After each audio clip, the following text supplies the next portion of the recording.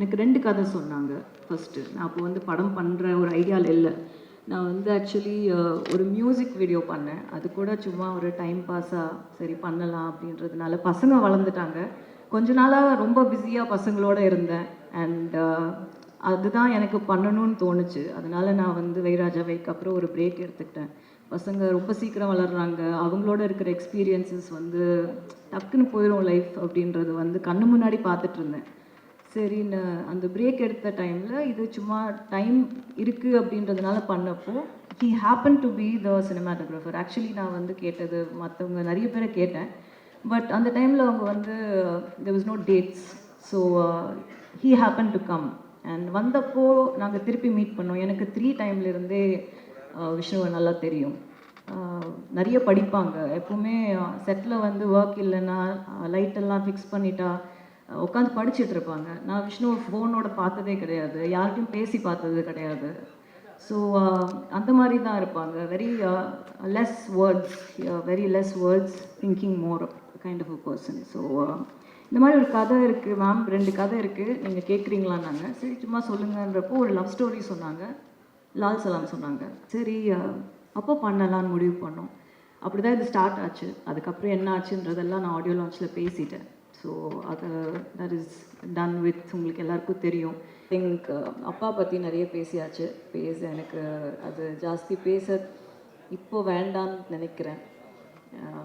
அவரோட டெடிக்கேஷன், அவரோட work ethics எல்லாமே எல்லாருக்கும் தெரியும். ஜஸ்ட் ஒரு விஷயம் மட்டும், நான் இது வந்து கிளாப் பண்ணாத ஒரு க்ரௌட், அதனால் நான் இந்த விஷயத்தை இங்கே சொல்லணும்னு நினைக்கிறேன்.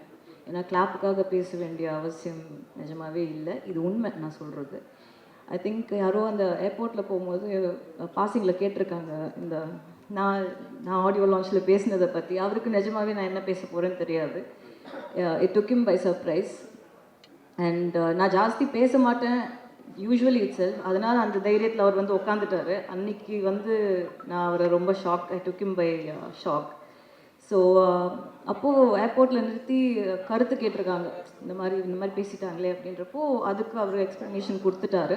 எனக்கு என்னோட கருத்தை நான் அன்றைக்கே பேசிட்டேன். அப்போ ஐ திங்க் யாரோ கேட்டிருக்காங்க, இது என்ன லால் சலாம் படத்துக்காக ஸ்ட்ராட்டஜியா, இல்லை இது வந்து நீங்கள் ஆல்ரெடி பிளான் பண்ணி வச்சு பண்ணதா அப்படின்ற மாதிரி கேட்ட மாதிரி எனக்கு கேட்டுச்சு.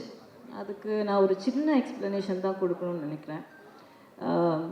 என் மூலியமாக ஸ்ட்ராட்டஜி பண்ணியோ, இல்லை படத்தில் அரசியல் பேசியோ, இல்லை படத்தில் வந்து அவர் நம்பாத ஒரு விஷயத்தை நடித்தோ சூப்பர் ஸ்டாரோட படம் ஓட வேண்டிய அவசியம் இல்லைங்க. அண்ட் எந்த மாதிரி அரசியலும் பேசாத ஒரு படம் ஜெயிலர், அது ஓடிச்சா இல்லையான்னு உங்களுக்கே தெரியும். ஸோ இந்த இடத்துல நான் வந்து அதை கிளியராக சொல்லிக்கணும்னு நினைக்கிறேன். என்னோட சிஸ்டரையோ இல்லை யாரையுமே அவர் வந்து சொந்த கருத்து உரிமையை வந்து எப்பவுமே என்கரேஜ் பண்ணுற ஒரு மனுஷன், ஒரு மனிதன். ஸோ அவர்கிட்ட அந்த மாதிரி ஒரு கேள்வி கேட்டது வந்து எனக்கு கொஞ்சம் கஷ்டமாக இருந்தது. அது வந்து அவரை கேட்டிருக்கலாம், நம்ம யாரை கேட்டிருந்தோம், என்னையே கேட்டிருக்கலாம், ஓகே நான் ஆன்சர் பண்ணியிருப்பேன். பட் அவர் அதை கேட்டிருக்க வேணாம். அவர் அதை பண்ண வேண்டிய அவசியம் கடவுள் அவருக்கு கொடுக்கல. ஸோ இதை தவிர அவரை பற்றி நான் பெருசாக எங்களுக்குள்ளே இருக்கிற ரிலேஷன்ஷிப் பற்றியெல்லாம் அது இட்ஸ் வெரி இமோஷனல். அது வந்து நம்ம இங்கே பேச இன்னொரு தருணம் இருக்குது. இந்த படத்தோட பிஆர்ஓ வந்து ப்ரெஸ் அண்ட் பீப்புள் தாங்க. நீங்கள் இந்த படத்தை பாருங்கள். இந்த படம் உங்களுக்கு என்ன தோணுதோ, நீங்கள் எங்கே கொண்டு போய் இந்த படத்தை சேர்க்கணும்னு நினைக்கிறீங்களோ அங்கே போய் சேருங்க. அது கரெக்டாக சேருன்ற நம்பிக்கை எனக்கு இருக்குது.